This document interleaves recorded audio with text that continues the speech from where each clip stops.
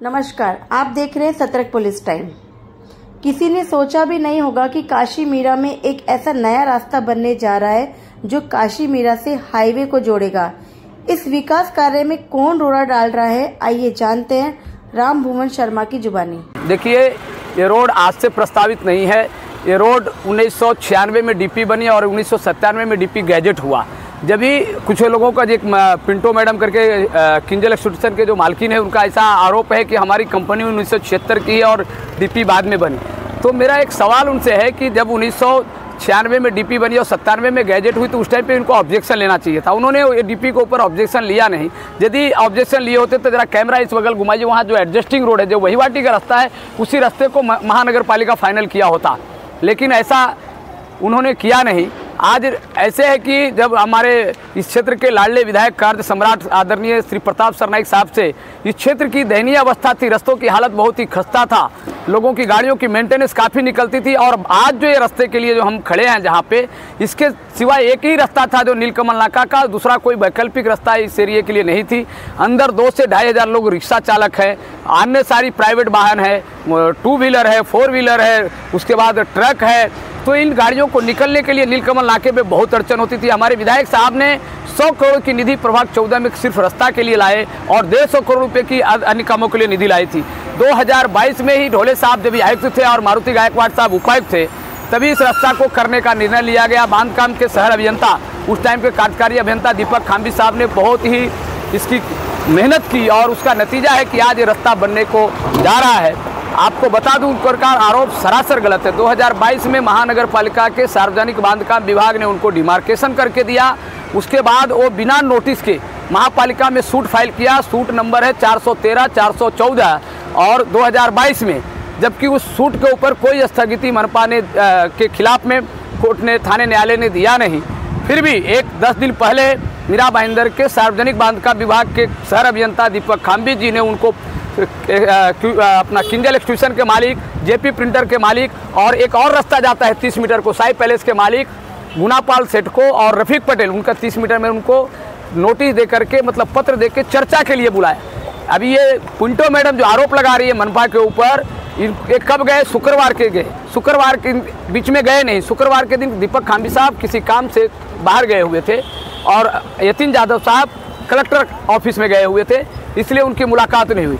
मीरा भाईंदर मनपा के अतिक्रमण विभाग के प्रभाग अधिकारी श्रीमती सौभाग्यवती कंचर गायकवाड़ मैडम ने 53(1) के तहत इनको जो नोटिस देना चाहिए, तो शुक्रवार को शाम को नोटिस दिया। शनिवार को कोर्ट चालू था, कोर्ट में गए, लेकिन कोर्ट में इनको निराशा हासिल हुआ और आकर के मनपा के अधिकारी ने कई बार कहा कि ये डिमार्केशन जैसा किया है, उस तरह से आप इस रास्ते को खुला करने के लिए आप अपने सामान को निकाल लीजिए, अगल बगल में जगह। मैं 15 दिन से उन लोगों के पास जाके हाथ जोड़ के विनती कर रहा हूँ, क्योंकि मैं गया सबके पास में, लेकिन पिंटो मैडम का कहना है कि हमको महानगर पालिका पैसा दे। हमने कहा कि आपको TDR देगा, FSI आपकी जगह बचती है उसको डबल करके ले लो, मनपा छूट देगी। इस तरह से या तो प्लान पास करना है, प्लान पास करिए, लेकिन इनको रास्ता देना नहीं था।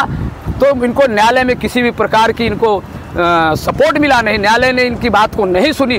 न्यायालय क्या कहती है कि आपको कंपनसेशन दो, ये नहीं कहती है कि डीपी का रास्ता आप बढ़ाने को मत दो करके। कंपनसेशन देने के लिए 2022 में आपको डिमार्केशन दिया मनपा ने, आप जाकर के TDR के लिए प्रस्ताव सादर करना चाहिए था, लेकिन आपको तो रास्ता देना नहीं चाहिए कि मनस्थिति जो थी वो चलने वाला नहीं है। मैं इस क्षेत्र के लाडले विधायक आदरणीय प्रताप सरनाईक जी को, मनपा आयुक्त को, शहर अभियंता दीपक खाम्बी जी को, यतीन यादव उप अभियंता, कार्यकारी अभियंता यतीन यादव जी को, कनिष्ठ अभियंता हमारे शाखा अभियंता प्रफुल्ल वानखेड़े जी को, वार्ड ऑफिसर कंचन गायकवाड़ जी को, राहुल अपना सावले जी को और अपना अजीत पेंडारे को तथा सभी कर्मचारियों को धन्यवाद देना चाहूँगा। और इसमें से भी कुछ हमारे जो ज़मीन मालक हैं, इन्होंने जैसे हमारे मंजीत सेठ जी, उसके बाद ललित जी, उसके बाद हमारे ये कमल सिंह जी, इन लोगों ने खुद से खाली किया, धोड़िया पेट्रोल पंप वाले ने सहयोग किया। इन सभी को तहे दिल से इस क्षेत्र की जनता जनार्दन की ओर से शुक्रिया अदा करना चाहता हूं।